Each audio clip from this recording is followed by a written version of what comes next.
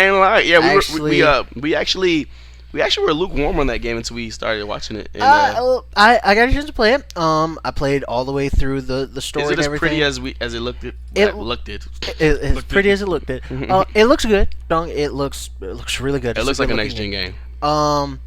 I wouldn't go that far. Mm. I wouldn't go that far. There's still a few things I'm going. It still had a couple bugs and stuff like that. Every new gen game does. Yeah, Yeah. it does. I mean, it is the first like week or two. It had some bugs and stuff, which I was like, whatever. Was it game breakers or was it just like little? No, it's just little bugs. It's Dead Island.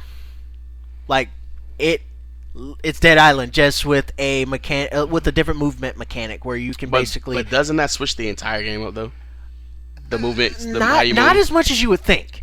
Hmm. Not as much as you would think. They run stiff just like Dead Island. They still Really? they still it's Dead Island. It's just like I can jump up things or I can climb up walls. I mean, I haven't had the controller in my hand to actually play it, but from what it looks like a game that I want to play. Like I wouldn't even want to kill zombies. I just want to run from them.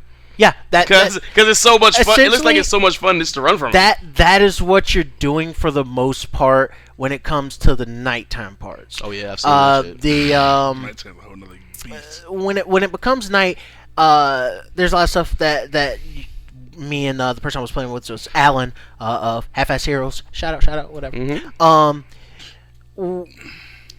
When it's nighttime, one thing that we found out was your flashlight that you turn on, the zombies don't actually react to it. Zombies do not react to your flashlight or anything. They'll react to your UV light, the what are they called, the hunters or the whatever, the like super infected. They'll get vampire lights. Yeah, they'll get hurt by the UV light rays. A flashlight you run away get. from it. Yeah, but your regular flashlight, they really don't. They don't pick up on it. The humans do pick up on your flashlight. They're just assholes. Yeah, well, they're just like, oh, what's that? And they'll actually be like alarmed by the fact that there's a light coming from where you're at. Because there's zombies and then there's the assholes that just want to kill you. Yeah, the militia that's trying to basically no. Yeah, but when it becomes nighttime, it's literally like you gotta run. You gotta run.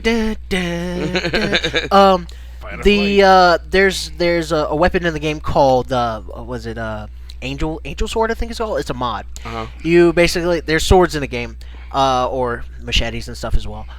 You can upgrade it where it does electric damage and fire damage at the same time. Nice. So it'll set depending on if it's a critical particle graphics pretty. Oh yeah, like I said, it looks good. I wouldn't say it's like pinnacle of next gen. Like no, not even close. Was this possible on last gen consoles? Yeah, I believe so. I actually believe so. Okay.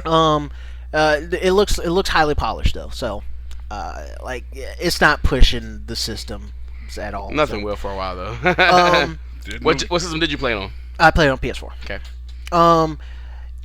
At nighttime you basically have to run and everything like that, and even with that crazy sword I was just talking about, you don't do that much damage to like the super infected. Like they don't give a fuck. There's only one super or like special infected that are really easy to take down. They're like the spitters. They like spit out like the acid vomit. Whatever it's called.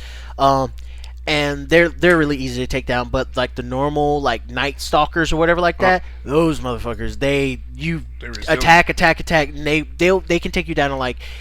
At higher health, they'll take you down in about 2 to 3 shots. Dang. And they can take you down in 1 shot if you're not careful. They're resilient. They will not quit. And they chase after you. I've seen this one big weapon. It was like concrete around this piece of like metal. Yeah, that's one of the tank type zombies. They're easy to take down as long as you move fast. You can keep away from them. Like I said, the movement mechanic in the game is actually pretty big and it's pretty. Is it Mirror's Edge big or no? God, no. Brink big. Mirror's Edge still had like a damn. Mirror's Edge Brink had good movement. Brink had good movement. It's kind of in between the two. Brink, Brink. It feels like Brink in the sense like it has pretty good movement. It still feels a little clunky in the movements and stuff like that. Like trying to climb up stuff. You gotta still get used a to little the weird. controls, right? Yeah, the jump button is on not the shoulder. a face button. It's freaking R1, which I it was really weird to get used to that because I'm so used to being like face button, jump. But this one is the R1 button. Story throwaway, or is it pretty? is it pretty much just being in the city, which is the fun part? No, it has a pretty in-depth story for the most part, but it's just extremely predictable. Is that a bad thing though? For this, yeah, it's like trope after trope after trope. That's just like, okay, this is gonna happen. There's like this. So if it's your first zombie game, this is probably a good one for you. Yeah, basically, there's a character in the game that you tell not to do something, basically, and he's a younger guy. Uh-huh. You're like, don't do this. I'll take care of it myself. Uh-huh. And both me and Alan were like, He's gonna do it. Yeah, like, and that was one of like 3 or 4 times in the game we're like, well, this is gonna happen or that's gonna happen or whatnot. Like literally, it's that the story. By the end of the story, I got to the point where I was just like, I just want to hurry up and beat this. I just want to get to the end. And then when I got to the end, the entire final mission is just a test of your patience. Like seriously, like part of it is you go down into the sewer area. And you are running from like 20 to 30 Night Stalkers down there, and they run faster than you. Yeah. So if you slip up one time, it's basically like they hit you, and you don't get really like stun locked per se, but it slows you down, and you have to pick up your pace again. Again, yeah. So once you get hit one time, you might as well just be like, well, fuck, I gotta start the shit over again. So it makes a mixed bag, basically. Yeah, and the ending kind of left you like, okay. Yeah, like there's the like you kind of left it. You kind of left me hanging there on a lot of stuff, man. Definitely gonna see a part 2. I mean, the game sold, I think 1.4 mil already. Yeah, I believe so. So pretty. It's people just, like zombies. We didn't know this. It's just it's dead. It feels like Dead Island 2. It really does. Like I can just jump and climb stuff. That's what it's Dead Island 2. I mean, from the mechanics of you don't get guns until like later on in the game, and when you do get guns, it's just like, well, I really don't want to shoot them yeah. Well, I can shoot stuff, and it's nice to shoot stuff, but it's just more fun to like slash. And then you don't want them to hear you and shit. So, yeah. Well, the hearing thing for guns, it's that the listening thing because sound is really important because you can get you can be spotted or noticed by your sound, and if you use like sound and stuff like that, like you get firecrackers that you can throw to attract. It's got to be like very strategical, yeah. Yeah, it's just like you get these like crap weapons at the beginning of the game, and then you can upgrade them with your like these. It's literally some of the same mods from Dead Island, and I'm like you guys just took Dead Island, polished it, dropped them into like a fake Middle Eastern country, and I can climb up shit now. Like it's so Dead Island or Far Cry, what's better? Dying Light, you mean? Dying Light, yeah. Dying Light, Far Cry. You played both of them recently. What left? I know you played Dying Light. What left you with the most? If you had to say memorable moments, I guess. Far Cry 4 probably. Far Cry 4 just for the story. Mm-hmm. Like the story is not nearly as strong as Far Cry 3's story. Not nearly as strong as Far Cry 3's story. Made the game like that story was actually like, wow. This one was your character didn't feel like he had a lot to do, and or he didn't feel like he really needed to be there. Like even you have like a couple different endings. One of the endings that you get is basically you do nothing. You just kind of like sit back. Literally, you start up the game, you don't do anything. The main bad guy's just like, wait here, I'll be right back, gonna take care of some shit, and he goes off, and all you gotta do is just wait for him to come back. And the ending is the most anticlimactic. No, not even it makes the most sense. It literally makes, because when you go through the game, it's just like, why am I doing all this? Like literally, as when you think about it from the character standpoint, it's like, why the fuck am I doing all this? With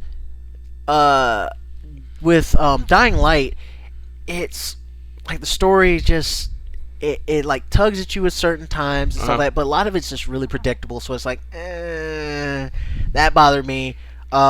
Moving around in Dead Island or Dying Light is a lot better than moving around in I would think it would. Just from the fact that once you figure out basically don't be on the streets or don't be on the ground. Yeah. Just stick to the rooftops. And it even gets to the point, like, for me, I'm like, shit, I gotta go down to the ground now. And I, like, gotta jump down and, like, that's climb a game down. mechanic, though. Yeah, it's like, god damn it. So that was kind of cool, being, like, jumping from building to building and stuff like that. It's really cool. Realizing, like, how to movement, some of the upgrades you get for running and stuff like that. Because you have, like, three different skill sets and stuff that you upgrade at basically at the same time. And you get XP depending on what you do. It'll go into whichever one of those skill trees. You can like jump off buildings like are pretty high, and you normally like break your legs and be like and you take fall damage from it. This one, there's one where you can like drop and you roll and continue your movement. You can see like garbage.